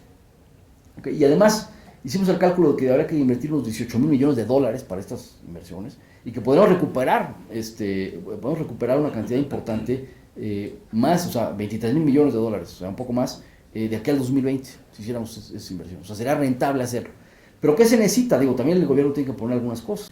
Se requiere, por supuesto, eliminar algunos subsidios, como se decía, a los combustibles, que se han venido eliminando, pero digo, para tener un piso parejo respecto a las energías renovables. Se requiere también alguna ampliación de la infraestructura, porque hay muchos permisos de energía eólica que no se pueden dar las inversiones porque no hay red para conectarse. Entonces, tú puedes tener tu planta eólica y luego conéctate a la red, a ver quién va a pagar la conexión. Entonces, evidentemente, mientras no haya esa infraestructura, pues no se van a dar esas inversiones. Entonces, claro, y está también el tema social, que es un tema muy importante, que sin duda alguna las empresas les toca y ninguna empresa rehuye o rehúsa hacer una acción social con las comunidades. Pero bueno, evidentemente las empresas no pueden hacer lo mismo que hace el gobierno. O sea, una empresa puede hablar con la comunidad, puede hacer una serie de cosas, pero el gobierno necesita acompañar ese esfuerzo. Y si no lo acompaña, como lo hacen en otros países, bueno, pues las inversiones no se van a dar, ¿verdad? Porque ninguna empresa va a arriesgar su capital en un proyecto que quién sabe si salga, y si el gobierno dice, pues tú hazlo como puedas, ¿no? Eso no se puede, no puede ser posible. Tiene que haber un acompañamiento social del gobierno para crear la infraestructura social en las diferentes comunidades. Por supuesto, las empresas siempre estamos dispuestos a colaborar en algunos temas, pero no podemos cambiar la comunidad completa, ni podemos poner todas las escuelas, ni todas las maquetas. Eso no se puede. O sea, el gobierno tiene que entrar, tiene que acompañar esos proyectos. Entonces, eso es un poco un resumen de lo que el sector privado opina sobre el tema. Estamos muy conscientes del problema del cambio climático. Sin embargo, también estamos conscientes de que el crecimiento económico es compatible con la reducción de emisiones. Y es un postulado muy importante que acaba de sacar la Comisión de la ONU, que se ha constituido hace un año más o menos para este tema, y que acaba de presentar sus resultados en Nueva York hace mes y medio, ¿sí? Por un tema que políticamente no es muy, bueno, no sé si bien visto o no, pero bueno, el expresidente Calderón es quien preside esa comisión, pero hay otros economistas como el señor Nicholas Stern, que es un economista muy importante a nivel mundial en el tema, y otra gente muy, muy importante que era el director de McKinsey, y que hicieron, bueno, ellos coordinaron el estudio. Entonces, ese estudio saca esta conclusión: o sea, el crecimiento económico es compatible con la reducción de emisiones. Entonces, nosotros como representantes del sector privado estamos muy optimistas de que esta conclusión se pueda llevar a la práctica, y estamos obviamente en la mejor disposición de hacer las inversiones que se necesitan, pero necesitamos un contexto o un marco de referencia propicio a la inversión, pues, que nos permita trabajar en esto. Muchas gracias. Bueno, muchas gracias. Y bueno, pues sí, sería una de las conclusiones de esta mesa sería el diálogo. Ayer en la mesa también de la tarde, era una demanda, ¿no? El diálogo entre los distintos actores. Bueno, ahora por el tiempo daríamos el paso a 3, 4 preguntas cuando mucho. Les pido brevedad, ¿no? Y síntesis. Entonces, perdón, por favor, Benjamín, el compañero, tú, y ya. Perdón. Bueno, felicitaciones por la ponencia. Mi pregunta es para el ingeniero. Disculpe el nombre, no lo pude atender al principio, no está en el programa tampoco, así que me voy a remitir como ingeniero. Me queda José Ramón. Entonces, me queda una pequeña duda que es para el sector privado, y es, pareciera que todo lo reducen a incentivos, y si no fuera incentivos vamos a hablar de filantropía, ¿no? Como de altruismo. Entonces mi pregunta es, ¿qué pasa con la ley ISO 26000, por ejemplo, que propone la Secretaría de Economía, que involucra muchos temas de los que se tocaron aquí? ¿Y por qué no se puede conciliar de alguna forma, bajarle un poco esa ambición del sector privado y paguen el impuesto que hay que pagar a la gasolina, y aparte hagan la contribución a los bonos de carbono? ¿Por qué siempre es una a la otra, no? O sea, me resuena un poco, aparte de dejarme un poco de miedo, ¿no? Pero digo, como sector privado es todo incentivos, y si no, somos los buenos que hacemos filantropía. Eso es un poquito... Sí, no. Espero no ser impertinente, no es la idea, ¿no? Pero... No. Gracias. Bueno, juntamos las preguntas, ¿no? Por favor. Bueno, Benjamín, tú y... Sí, yo tengo una petición de Leticia, porque ustedes hablaron sobre todo al final de esta cuestión de los bonos de carbono, y no estoy seguro que todos sepamos, me incluyo, exactamente cómo se hace eso de comprar algo que no existe, ¿verdad? Que no es un objeto. Expliquen, por favor, eso le pasa mucho. Por cierto, les quiero decir, es como una crítica a las ONGs en muchos temas que conozco, que parten del supuesto de que todo el mundo sabe perfectamente de lo que están hablando, y no es ciertamente el caso. Entonces, explicarnos un poquito y muy sucintamente, por favor, qué significa que la empresa privada te compre bonos de carbón a una comunidad en Oaxaca. ¿Qué pasa ahí exactamente? ¿Qué tiene que hacer la comunidad exactamente? ¿Y qué tiene que hacer la empresa? Creo que vale la pena porque se habló mucho después de esto, de lo del carbón. Y segundo, respecto al coordinador empresarial, del representante empresarial, diste como ejemplo la OCDE y cuántos impuestos sobre la renta se pagan. Pero hay otra comparación muy interesante. ¿Qué porcentaje del PIB son impuestos en países desarrollados, ¿verdad? Que se llega a un 40, a un 50, y aquí estamos en el 10 con dificultades. Los pobres no pueden pagar porque no llegan al ingreso para pagar eso. La clase media se enoja porque le dan un impuesto a las mascotas o a las escuelas privadas. Y los empresarios están pidiendo todavía más incentivos de los que existen hoy. Yo quisiera saber, ya sé que no es el tema, pero si pudieras referirte a eso, porque tú lo levantaste, lo que está faltando, entre otras cosas, son incentivos económicos, ¿no? Y fiscales. Bueno, ¿quién va a pagar entonces? Para que pueda hacer el gobierno las cosas que le pediste hacer, por cierto, pediste que hicieran esto, hicieran lo otro, y construyeran aquello, y que hicieran infraestructura. Bueno, ¿con qué? Ok. Gracias. Aquí está el compañero y el otro compañero, y también había una mano por allá. Y ya, sí, no, ya, pues es que te alargaste. Sí, buenas tardes, muchas gracias por la presentación de la mesa. Mi pregunta, bueno, tengo dos preguntas, son para el licenciado Juan Carlos.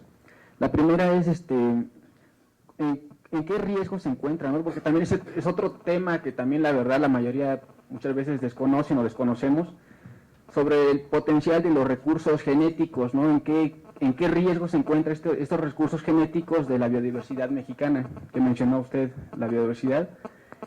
¿Cómo promover la importancia de los mismos, ya que pues la mayoría de la población, ¿no? Al igual que el cambio climático, desconoce, ¿no?, qué son los recursos genéticos?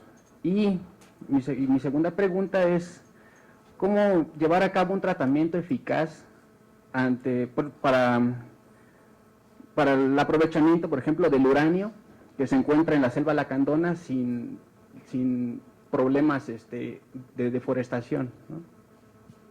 Gracias. Perdón, esa última no terminé de entenderla. Es que, o sea, ¿cómo aprovechar adecuadamente el uranio que se encuentra, por ejemplo, en la selva lacandona, ya que se encuentra en la reserva de Montes Azules, ¿no? Pero hay transnacionales, tanto farmacéuticas como de extracción de uranio, ¿no?, que están interesadas en este elemento. Gracias. Buenos días, no más de un minuto. Doctora Vanessa, 40% de la riqueza de esta nación se concentra en el 1% de la población de este país. Alrededor del 50% de la población vive en el margen de lo que significa pobreza extrema. Nuestro presidente Enrique Peña Nieto y el secretario de Hacienda Videgaray, egresado por cierto de una institución del tercer hombre más rico de México, se comprometió que los gasolinazos se detendrían una vez que alcanzáramos la paridad del precio de la gasolina de México con Estados Unidos. Actualmente la gasolina es más cara en México que en Estados Unidos. Por favor, doctora Vanessa, me gustaría que nos explicara cómo le vamos a hacer nosotros, los comerciantes, nosotros los que transportamos nuestra mercancía a los mercados, nosotros los que viajamos, los obreros que viajan de la ciudad de Huehuetoca a Ciudad de México, cuando el precio de los pasajes aumenta 50, 60, 70 pesos y absorba nuestro salario mínimo en México. Gracias. Gracias. Tenemos la última pregunta.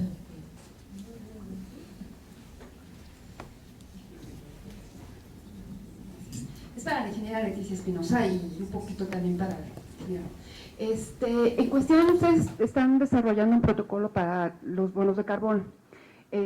Quería preguntarles si ese protocolo es, o sea, va a ser accesible para todas las organizaciones, o sea, qué tipo de protocolo están desarrollando y quién está, o sea, a través de qué instancias se va a certificar. Y entonces tengo entendido que creo que Pronatura Chiapas hizo un ejercicio con alguna empresa, creo que fue Gamesa, y que fue para reducción de emisiones de dióxido de carbono y hizo unas actividades. Entonces, no sé si tú nos podrías platicar un poquito.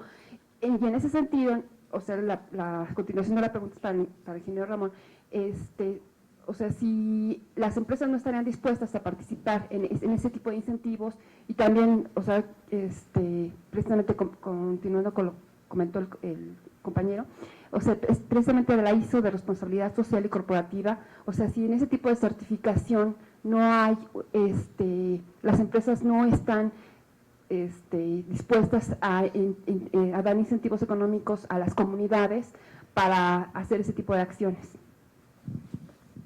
Gracias. Bueno, daríamos paso a las respuestas. Les propongo usar el mismo orden, ¿no?, de la presentación. No sé, Diana, ¿quieres comentar algo o directamente pasamos con la doctora Vanessa Pérez?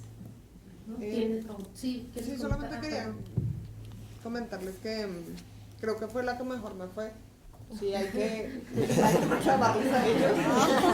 ¡Qué bueno! Bueno, todos tenemos que partir de la idea de que el sector empresarial pues, son terceros, es capital privado y busca los beneficios económicos. O sea, no podemos recriminarle que busque beneficios. Eso es un poco irracional, creo yo. Aquí el punto es que ustedes tengan en cuenta que bueno, esto de los impuestos es muy importante, pero pues en realidad los mexicanos no tenemos ni idea para dónde van los impuestos. Yo no se los planteé aquí, pero esto de la reforma energética, los mexicanos odiamos la reforma energética y no sabemos qué hay detrás de la reforma. Entonces, los beneficios del mercado de carbono no los vamos a ver porque nosotros no tenemos ni idea para dónde van nuestros impuestos.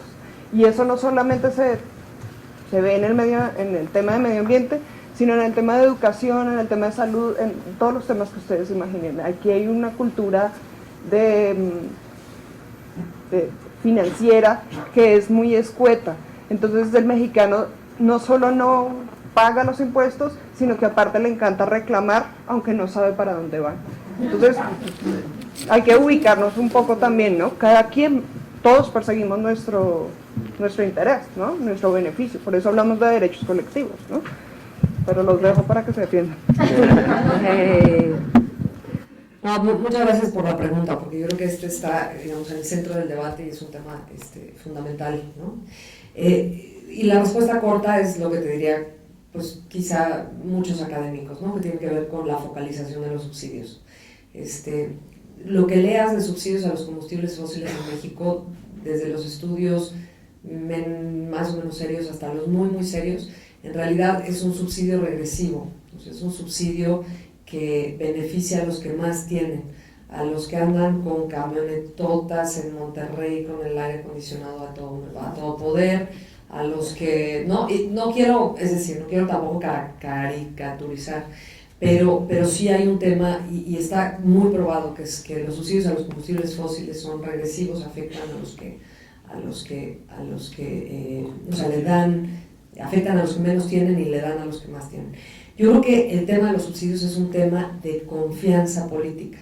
O sea, si quisiéramos hacer un proyecto de focalización de subsidios interesante, que existen muchísimos académicamente, te puedo dar algunas referencias de aquellos, tanto en temas de bombeos agrícolas como temas de electricidad, como temas de gasolina, existen. Pero yo creo que para que uno confíe en que el gobierno lo va a hacer, que hablamos de un tema a lo mejor de dar subsidios en efectivo a las personas de los deciles de ingreso más bajos, desde ese tipo de propuestas hasta mantener los subsidios en esos deciles y cambiar en otros deciles. Entonces, encantada si quieres, ahorita nos ponemos de acuerdo y te doy un montón de estudios, pero lo que te quiero decir es que yo creo que también como sociedad tenemos que informarnos y además, pues, la verdad es que no sé si decir que tener la confianza política, pero sí empujar a ese tipo de programas que son un poco más complejos, pero que en realidad son lo único que nos van a sacar. O sea, si uno ve el desastre del transporte en la Ciudad de México, es el perfecto ejemplo de incentivos perversos. O sea, los incentivos perversos de cómo estamos haciendo un mal uso de la política pública para bienestar. Y nada más termino diciendo, coincido con con José Ramón en este tema de que el sector energético no va a solucionar todo, por supuesto, pero sí pensamos que antes del 2050 los mexicanos vamos a duplicar nuestro consumo energético. Entonces el sector energético sigue siendo un sector sumamente importante y claro, el sector del transporte y el sector de la construcción, y lo que hagamos con esos tres sectores va a ser vital. Otro dato muy importante para ver cómo nos movemos hacia el futuro es: antes del 2030, 80% de los mexicanos viviremos en ciudades. Entonces, cómo definamos cómo queremos vivir en estas ciudades, pues va a determinar nuestra calidad de vida en el futuro, ¿no? Gracias. También seré bastante veloz. Con respecto a lo de los incentivos, nada más mencionar que depende a quién. No es lo mismo darle incentivos y deducciones de impuestos a una comunidad forestal en San Juan, Nuevo San Juan, Paricutín, en Michoacán, que darle una exención de titipuchal de millones de pesos a TV Azteca o a Televisa. Depende mucho. Y me gustó tu comentario. Hay que tener mente analógica.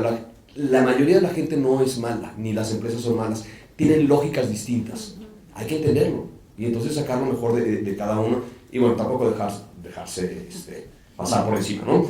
Con respecto al bono de carbono, creo que voy a ceder el reto, pero es básicamente lo que ocurrió como cuando hubo transición de usar monedas de plata al papel moneda. Pero bueno, ya lo explicarás tú. El riesgo y o potencial de los recursos genéticos sobre la biodiversidad mexicana. Creo que lo primero que hay que hacer es informarse sobre derechos, obligaciones, riesgos y potenciales. Todo tiene pros y contras en la vida. En su caso, me parece que habrá que reformar leyes y sobre todo aplicar efectivamente el principio precautorio a la hora de otorgar autorizaciones o no otorgar autorizaciones, y sobre todo para aquellas que tienen fines comerciales. Yo creo que hay que continuar investigando. De repente con recursos genéticos, a lo mejor con todas estas investigaciones y el avance tecnológico, encontramos una cura inmediata al cáncer, y a lo mejor un día las empresas farmacéuticas nos dan esa información. Hay que seguir investigando, tampoco podemos satanizar, pero hay que tener mucho cuidado, ¿no? La riqueza de la diversidad biológica está en riesgo, y el riesgo es sobre texto de garantizar la soberanía alimentaria. Se están utilizando unos argumentos que yo creo que en realidad lo que hacen es poner en riesgo la soberanía alimentaria y depender de unas semillas que, en lugar de depender de la generación automática de las semillas de forma natural. ¿Cómo aprovechar o defender el uranio en ANPs en Chiapas? Continuando con el riesgo de cómo evitar el riesgo de los recursos genéticos. Entonces es informarse para poder ejercer los derechos, aplicar efectivamente la ley, en particular el principio precautorio, pero creo que también podemos tratar de usar herramientas que ya existen. Por ejemplo, esa idea del copyleft. De repente gran parte del agandallamiento que existe es que yo tomo el conocimiento colectivo de una comunidad y patento el tepescohuite, y entonces al ratito tienen que comprar en Chiapas una pomada de tepescohuite en lugar de utilizar la corteza natural. Bueno, a lo mejor ciertas comunidades, estoy siendo creativo en este momento, nada más, a lo mejor estas comunidades podrían hacer la patente de registrar el conocimiento, registrar el uso del tepescohuite, pero con la idea del copyleft, una patente que sea libre para cualquier persona, y entonces es de uso libre y gratuito. Puede ser una de las opciones. Entonces, ver cuáles son las opciones que existen en el marco legal actual y tratar de darle la vuelta a la tortilla, ser creativos, romper esquemas, pensar fuera de la caja. ¿Cómo aprovechar el uranio? ¿O cómo defender?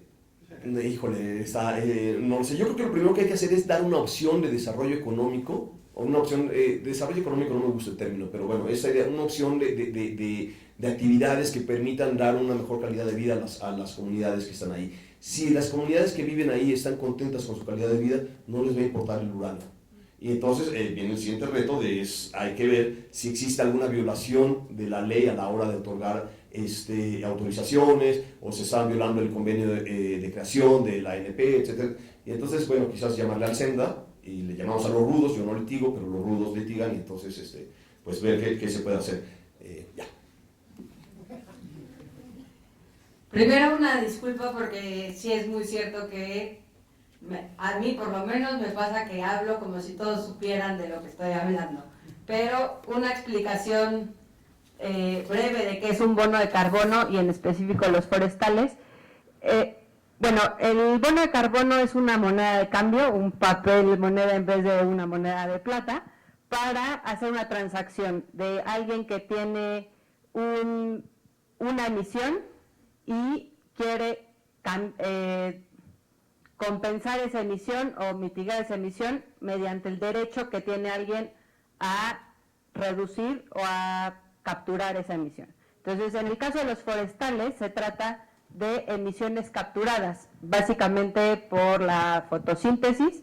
El CO2 que está en la atmósfera lo absorben los árboles y se captura dentro del árbol como carbono. Entonces, lo que hacemos con estos protocolos es cómo se debe medir y cómo se debe tomar en cuenta y qué hacer para que se pueda capturar mejor ese carbono dentro de las masas forestales, y que una tonelada de CO2 que le estoy diciendo a alguien que ya redujo o que ya compensó, realmente esté capturada como carbono dentro de esos árboles. Hay otros bonos de carbono que son por reducción, entonces una empresa reduce por eficiencia energética o por diferentes formas su forma de emitir, o reduce su emisión, y como él tenía derecho a emitir 10 y está emitiendo 8, 2 las puede comercializar.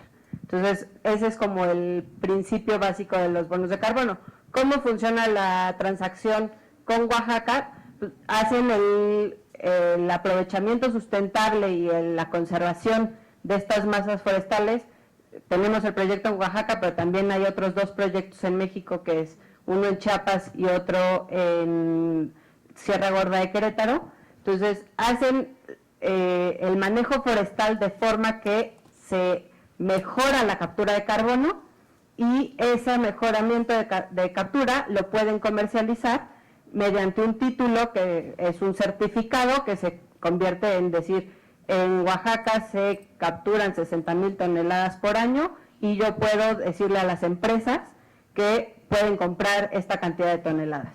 Estos están verificados, en el caso de Oaxaca, bajo la ISO 14064, y los verifica ANSE, pero hay otros protocolos. El que mencionaba de California es otra forma de medirlo y de monitorearlo, que es avalada por el mercado de California. Entonces, trabajamos nosotros con los protocolos que existen, pero estamos apoyando en el desarrollo del protocolo de California para implementar un piloto. En el caso de Gamesa y Chiapas, en realidad es con Oaxaca, pero PepsiCo, con sus marcas Gamesa y Sabritas, realizan con nosotros su inventario de emisiones de gases de efecto invernadero, el cual después queda registrado dentro del programa GEI que lleva Céspedes, y de su emisión por cuestiones de la marca, tienen que reducir 25% de sus emisiones, y un porcentaje de esas, que fue en una ocasión el 7%, si no mal recuerdo, lo decidieron compensar mediante bonos de carbono, de los que se comercializan mediante el proyecto de ICICO. Okay, muchas gracias. Bueno, yo tengo varias preguntas. La primera es que ¿por qué los empresarios piden solamente incentivos y no pagan y ya, no? Bueno, yo creo que el tema aquí no es una respuesta simple, ¿no? Yo creo que los empresarios, y las empresas ya lo comentó alguien, la compañera, perdón, la maestra Diana, ¿no? En realidad, pues la verdad es que las empresas y las economías funcionan en base a la inversión. Entonces, lo que hace un empresario es que invierte su dinero y va a recuperar su ganancia pues, en 10 años, en 15 años, en 5, depende de qué tipo de inversión haga. Entonces, evidentemente, esas inversiones pues se van a dar si hay un retorno, si hay una utilidad. Dentro de ese proceso de obtener una utilidad, hay muchas derramas, desde empleos, pago de impuestos, una serie de cosas, ¿no? Y donaciones que se pueden hacer a instituciones, ¿no? Etcétera. Pero digamos, definitivamente lo que impulsa los negocios en todo el mundo, no en México, en todo el mundo, es la recuperación de la inversión y la obtención de una utilidad. Ahora, ¿cómo es que las empresas crecen reinvirtiendo utilidades? Porque hay una opción, que el empresario saque utilidad y se la lleve, ¿no? Y se la gaste. O que parte, o una buena parte de su utilidad la meta en su empresa para que sea más grande. Bueno, pues evidentemente, las empresas que hoy en día conocemos que son de tipo mundial, ¿no? Pues la marca que ustedes quieran, pues alguna como Apple empezó en un garage. Pero bueno, esas utilidades tuvieron que reinvertir para que la empresa pudiera crecer. Entonces, en la medida en la que el entorno sea favorable a que se reinviertan las utilidades, ¿verdad? Pues evidentemente habrá empresas más grandes, más fuertes, y habrá más empresas. Uno de los problemas de México es que tenemos muy pocas empresas, y tenemos también unos monopolios lamentables, no voy a decir nombres, pero ustedes los conocen, y bueno, privados y públicos, ¿no? De los dos lados, y realmente pues necesitamos más empresas. O sea, la economía fuerte se da con muchas empresas, muchas pequeñas empresas y microempresas, otras medianas y otras grandes. Las empresas grandes empezaron siendo micros, ¿no? Además que pues, fueron creciendo, porque hubo un entorno adecuado. Y muchas empresas grandes necesitan de muchas micros y muchas pequeñas, ¿no? Porque no todo lo va a hacer la gran empresa, o sea, necesita comprar muchos insumos. Entonces, lo que quiero decir aquí es que sí se requiere un entorno propicio a la inversión, ¿no? Y parte de ser propicio a la inversión es la certeza jurídica de los impuestos, ¿sí? Hay países donde los impuestos no cambian, porque ya saben cómo es la tasa fiscal. En México la cambian cada año. Bueno, pues evidentemente sí es una diferencia importante. Pues sí, es una diferencia importante porque bueno, para invertir en México pues tienes que hacer un cálculo promedio de los últimos 20 años, cómo estaba la tasa, cómo estaba el pago, qué pudiste deducir, qué no pudiste deducir. Y bueno, pues sí, hay quienes hacen inversiones y todo porque es atractivo, pero bueno, hay una cierta incertidumbre. En Estados Unidos y en otras partes, pues el impuesto sobre la renta tiene 50 años que es el mismo. ¿Qué es lo que esperas? Porque no lo van a cambiar, ¿verdad? Ahora, aquí paso a otro de los temas que se mencionó. Es el tema de, bueno, entonces, ¿de dónde va a salir los gastos que se requieren hacer? Las inversiones en carreteras, en calles, en alumbrado, etcétera. Bueno, yo creo que la respuesta, que no es una respuesta simple, es que en México necesitamos ampliar la base fiscal. O sea, necesitamos pagar. Mucha gente que no paga impuestos tiene que pagar. Porque en México el 40% de la población, el 45%, o sea, menos de la mitad, mantenemos a todos los demás. Entonces, ese tema, bueno, pues resulta que no va a ser sostenible. Y menos va a ser sostenible en 15 o 20 años. Porque, digamos, ahorita tenemos una ventaja que muy pocos países tienen, que se llama vuelo demográfico. O sea, tenemos una población joven muy importante, que ya quisiera tener China, ¿no? Que ya quisiera tener Japón, que están en retirada, ya quisiera tener Europa. Entonces, si esa población joven se incorpora a la producción, a la vida económica, pues va a generar riqueza y va a generar impuestos y demás. Claro, si no se incorpora porque falta de empleos, porque falta de oportunidades, todo va a ser un problema muy grave. Entonces, estamos en un momento crucial en México. Ahora, por otro lado, también hay que reconocer, y de hecho hasta la misma Hacienda lo reconoce, tenemos una enorme economía informal. Que bueno, está desde la señora que te vende afuera la quesadilla o el taco, lo que sea, ¿verdad? Pero luego no es esa señora. Esa señora le reporta a un señor que tiene otros 50 puestos, otros 100 puestos, que ese señor es un multimillonario. O sea, no es la señora nada más de los tamales o de la torta. O sea, hay un sistema corrupto que permite que haya un señor que tenga 50 o 100 puestos. Entonces digo, ese es un tema que hay que reconocer. Desgraciadamente en México, uno de los problemas más graves es la corrupción. Hay que reconocerlo. La corrupción, que hace que no tengamos un Estado de Derecho adecuado, que privilegia monopolios, que privilegia que delincuentes puedan hacer negocios y la gente que quiera hacerlos no los puede hacer. Bueno, pues esa es la realidad, hay que reconocerlo. Y la verdad es que desde el punto de vista fiscal se va a tener que ampliar la base fiscal, digo, si no queremos que al rato, con menos petróleo que vender y con más habitantes y con más gente de mayor edad, ¿no? Que al rato se va a retirar y va a tener que vivir de una pensión o una jubilación, bueno, ¿cómo vamos a mantener todo eso? O sea, o ampliamos la base o no va a haber opción. Por eso hay la propuesta, que no es nada popular, de poner el IVA generalizado. Porque, ¿qué quiere decir? Pues, una vez que tienes un IVA a todo, pues todo tiene que pagar. Claro, puedes luego darle una retribución especial a la gente que tiene menos recursos, pero así como el tema de los combustibles, el IVA que no se cobre en alimentos y medicinas, a los que más favorece es a los que más tienen, porque son los que más compran alimentos, medicinas y de todo. Entonces, realmente, sí tenemos algunas distorsiones complicadas. Claro, no son temas fáciles, pero se tienen que abordar. El otro tema es la transparencia y la rendición de cuentas. O sea, en México se requiere recaudar de más gente, sí, pero también se requiere gastar mejor. El gasto se gasta de una manera que muchas veces no es nada transparente, nada clara, etcétera, etcétera. Y una vez en el tema del impuesto al carbono, hay por decir un impuesto que no es el más importante, es un impuesto quizás menos importante, pero Pero bueno, hay una petición que se hizo desde que se impulsó esto, que se llama, ¿por qué no se etiqueta ese impuesto para poner más transporte público, para reducir emisiones, ¿no? No, es que en México no se puede etiquetar los impuestos, esa es la respuesta. Bueno, si se acaba de la Constitución más de 200 veces, ¿cómo se va a poder etiquetar un impuesto, no? O sea, pues sí se puede, ¿no? Nomás que hay que tener voluntad para hacerlo.